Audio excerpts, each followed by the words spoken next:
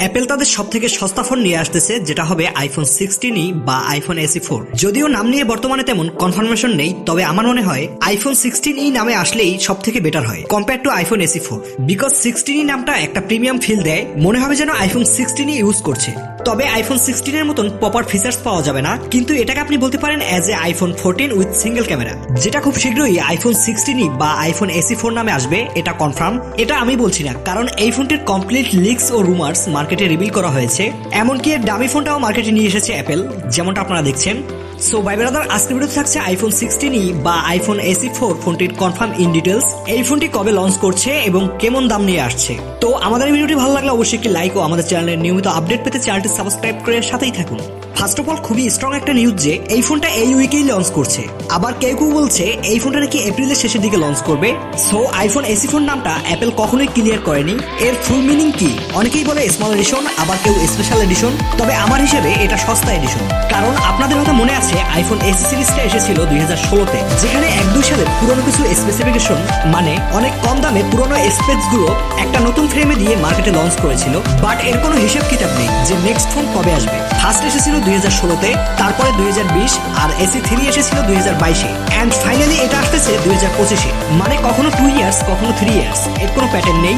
যখন অ্যাপেলের মুড হয় তখনই লঞ্চ করে। তো যাই হোক, এই ফোনটা অ্যাপেলের SE সিরিজের বাকি ফোনগুলোর থেকে অনেক আলাদা। এর সাইডগুলো ফ্ল্যাট, ব্যাক সাইডে সিঙ্গেল ক্যামেরা। কিছু জিনিস নতুন করার ট্রাই করেছে, আবার কিছু পুরনোই রয়ে গেছে, যেমন অ্যালার্ট স্লাইডের বাটন, অ্যাকশন বাটন দেয়নি। আবার যেমন টাইপ সি পোর্ট, লাইটনিং কেবল থাকছে না।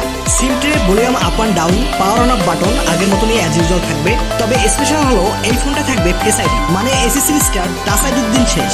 এছাড়া এই ফোনটা মোট 6টা কালার ভেরিয়েন্টে লঞ্চ করবে: blue, black, purple, red, yellow and white. এটা আসলে অ্যাপেলের একটা ভালো দিক যে তারা সস্তা ফোনে অনেক বেশি কালার দিয়ে থাকে। তবে কেন যে দেয় সেটা আসলে কেউই জানে না। বাট দামি ফোনগুলোতে কালার অপশন অনেক কম থাকে, যেমন ব্ল্যাক এন্ড হোয়াইট। ডিসপ্লে সেকশনে এই ফোনটিতে থাকবে 6.1 ইঞ্চি 60 হার্টজের ওয়েলেড প্যানেল, যেটা সত্যি বলতে এই ফোনটাই অ্যাপেলের একমাত্র ফোন যেটা 60 হার্টজ দিয়ে আসতেছে। এন্ড অবভিয়াসলি এটা এই ফোনটার একটা খারাপ দিক। এছাড়া ডিসপ্লের উপরের দিকে নচ থাকবে, ডাইনামিক আইল্যান্ড এবারেও পাচ্ছেন না, যেমনটা আইফোন 12 সিরিজে কাট আউট ছিল। এছাড়া যেমনটা বলেছিলাম ফেস আইডি থাকছে, SE সিরিজের প্রিভিয়াস ফোনগুলোর মতো টাচ আইডি থাকছে না। তবে একটা জিনিস এবার অনেক ডিফারেন্ট প্রিভিয়াস ফোনগুলোর থেকে।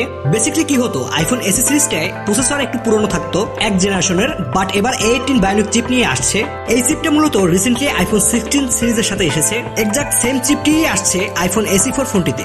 আর আমার হিসেবে এর রিজন হলো অ্যাপেল এবার অ্যাপেল ইন্টেলিজেন্টের ইন্টিগ্রেশন করেছে 18 এর সাথে, যেটা হয়তো এই ফোনটাতেই ইউজ করার কথা ভাবতেছে। এছাড়া ব্যাটারি থাকবে 3279 mAh এর, এর মানে আইফোন 14 এর সাথেই যেটা দেওয়া হয়েছে ওইটারই similar. USB type C port, আর বাকি যে জিনিসগুলা অফকোর্স আপনারা 5G সাপোর্টই পাবেন।